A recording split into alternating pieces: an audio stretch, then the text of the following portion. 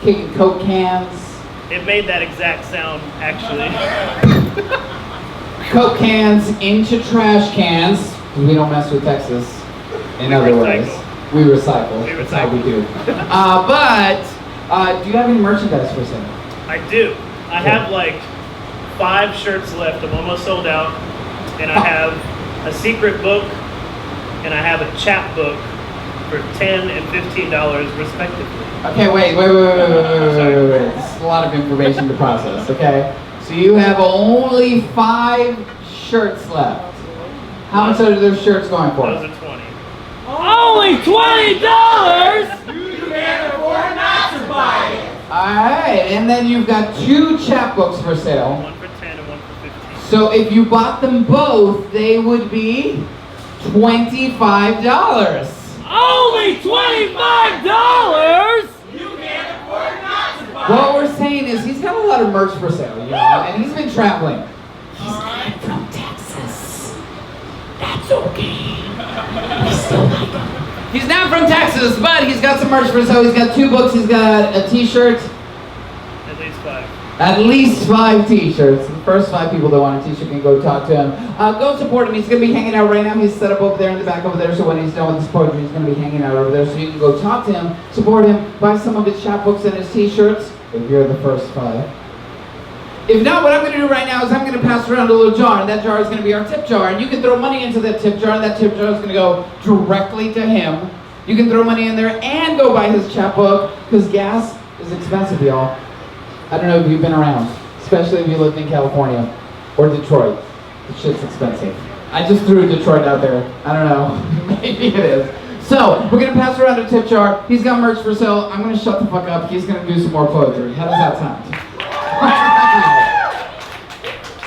Are y'all still with me? Yeah! Alright, if you're still with me, say boy howdy. Boy, howdy! This past September, I lost one of my best friends to suicide about 10 years ago. This poem is called Seance. While September cicadas were singing my neighbors to sleep, I was up walking holes into my shoes. Over a love once lost so many poems ago that the only thing that I can remember about the corner of 38th and Bluestone is that it still smells like my ex-girlfriend's perfume. It is, as I'm sure of it, still caked in Josh's abandoned laughter, but that's not the point. Give me a minute. What I'm trying to say is I've always imagined that God must enjoy watching things leave me. I'm not really sure what was on his mind that night in September when I had stooped to call for her to tie my shoe. I can't really remember. And gravity cradled my hands and brought them crashing back to earth like a 747. They landed inches away from a crumpled scrap of loose-leaf paper. It was folded in half like the smiles of my relatives in a holiday truce. You see, lately, I've been looking for scars in the newspaper. I've been checking the obituaries for my former self since the day I found your suicide letter. And maybe that's why I can never explain my obsession with history. Maybe archaeology is just a funeral in reverse. Maybe hell is just watching confetti turn back into photographs. Maybe in hell. Maybe when you get there, they show you videos of all your fondest memories in reverse until all the people you love are strangers. I never told anybody that the reason the doors to the gun cabinets in my family's house are not locked because they are afraid I will take my own life. Because one day my parents caught me singing our shotgun's birthday songs on the day you died. It reminds me of how a room will only echo if it is empty. I never echoed until you died. Thanks. Woo!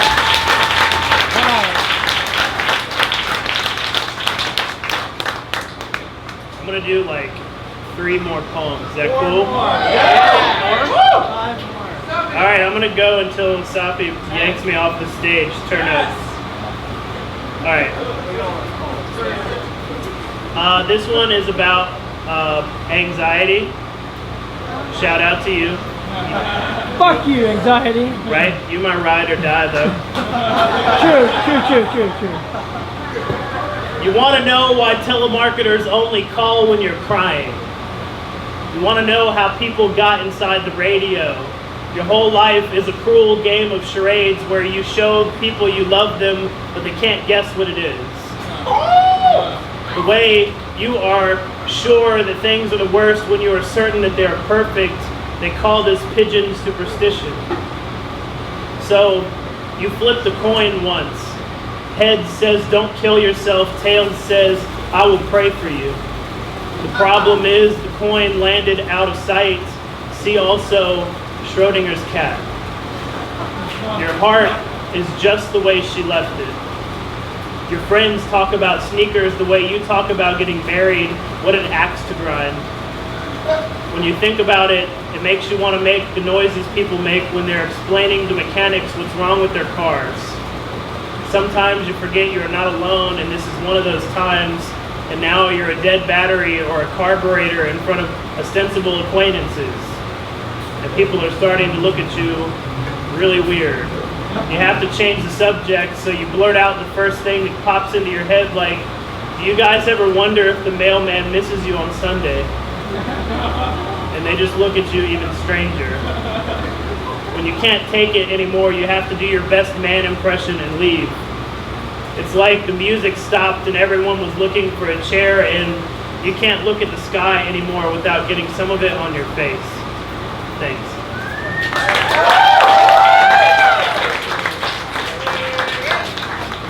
Whoa. That was a spicy boy. Alright,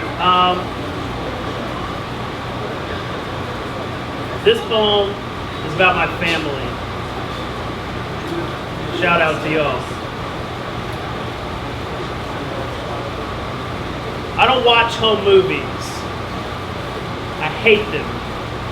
Reason being because when I was younger, I was looking for something I was sure my mother had recorded for me and accidentally put something in the VCR I'm not sure I was supposed to see. I know the obvious response is porn. I am sorry to disappoint you. They were only marked with dates. 1991.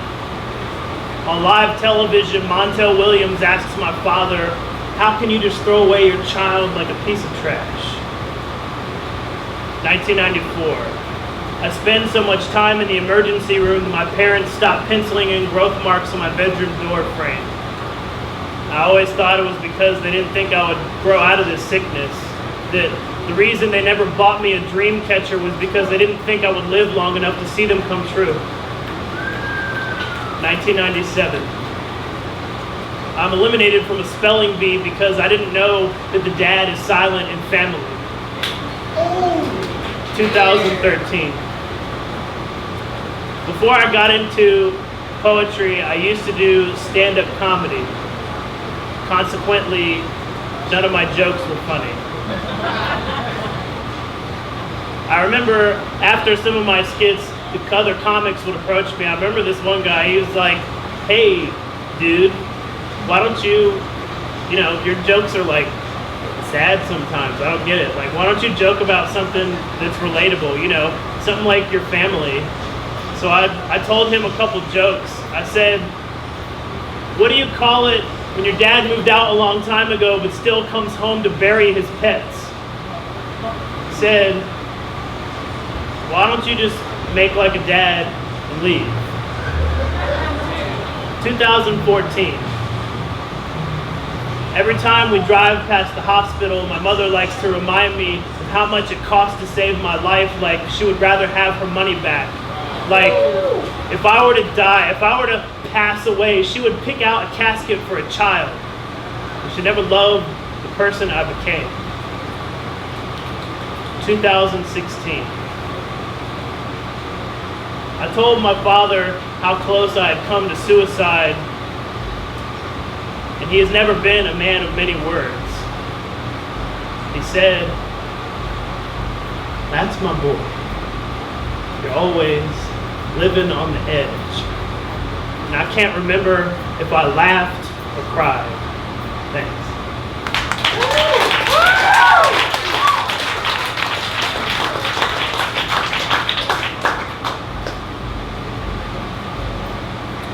This is another one out of my book here. Probably one of my more favorite ones. Most favoritist. None of them have names because I think there's a distinct difference between leaving something untitled and refusing to give it a name. How does it happen?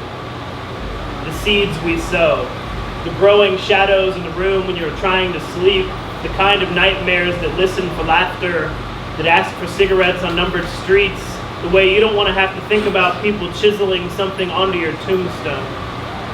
A life once led where the priests might deny you burial on holy land. It is the past tense of smite. It is an obituary filled with all the fights you lost, how your bedroom turned batting cage, how you went out swinging, the men in your dreams with fists made out of lead, the kind that could make an impression on anyone. It is the allegory of Jadoo, a continuing contribution to the legitimacy of your adjournment. In chess they call it zugzwang. Everything spiraling forward when you wish you could stand still. You're Atreyu in the swamp saying, Artex, you have to fight the sadness. And you never imagined always being in checkmate by getting blocked by your own pieces. Thanks. Woo!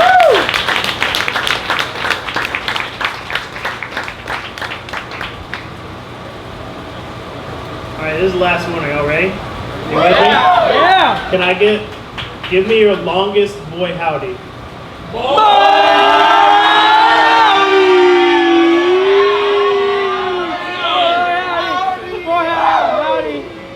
Austin is flat silent.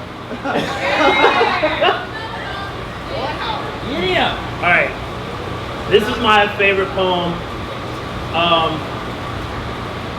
This is called Submissions to Postsecret.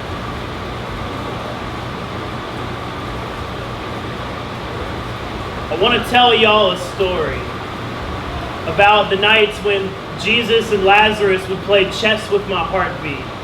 About the nights I would go wandering down the streets of my old self, missing you. It often reminds me of your favorite book, Postsecret. How you admired all the tiny bits of anonymous courage and how poignant they could be. I have to admit that I had always imagined writing them something myself in hopes that one day you would pick it up and read it. 1. Kissing you was like swerving in oncoming traffic. 2. In my dreams, all the flowers still smell like your perfume. 3. I love you. If the feeling is not mutual, please pretend that this is a poem. 4. You taught me that the saying, pick your battles, meant not answering when love was at the door. 5.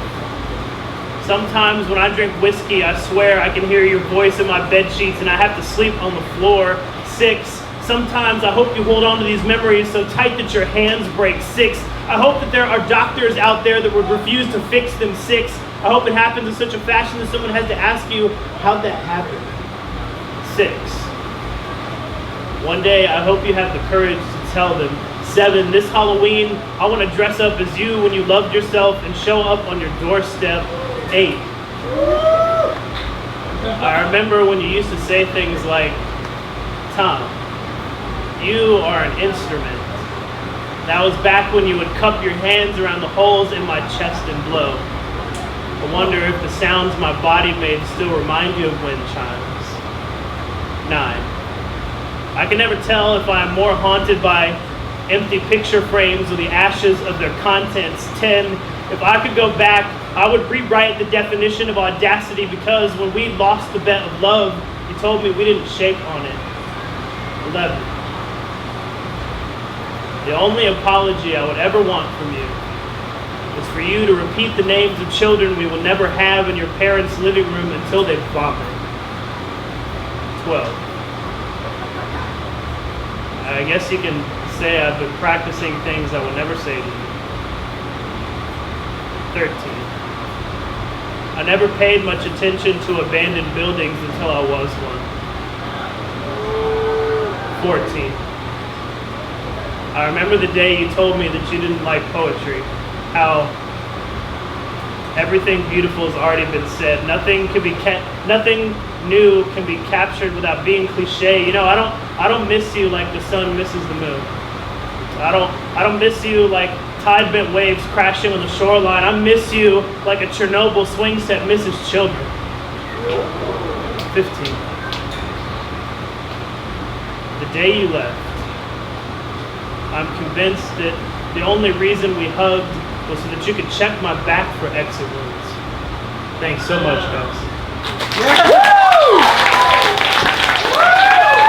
Yo, make some noise for the Power Carnival!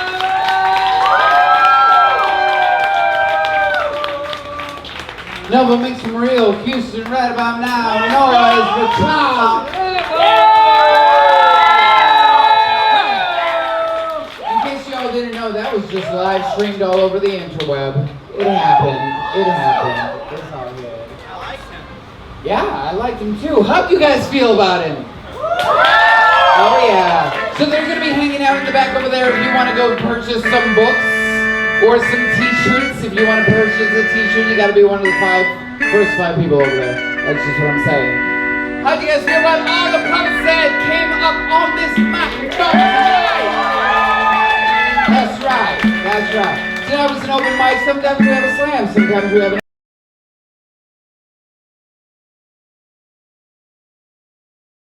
Hallelujah. Can I get a woo?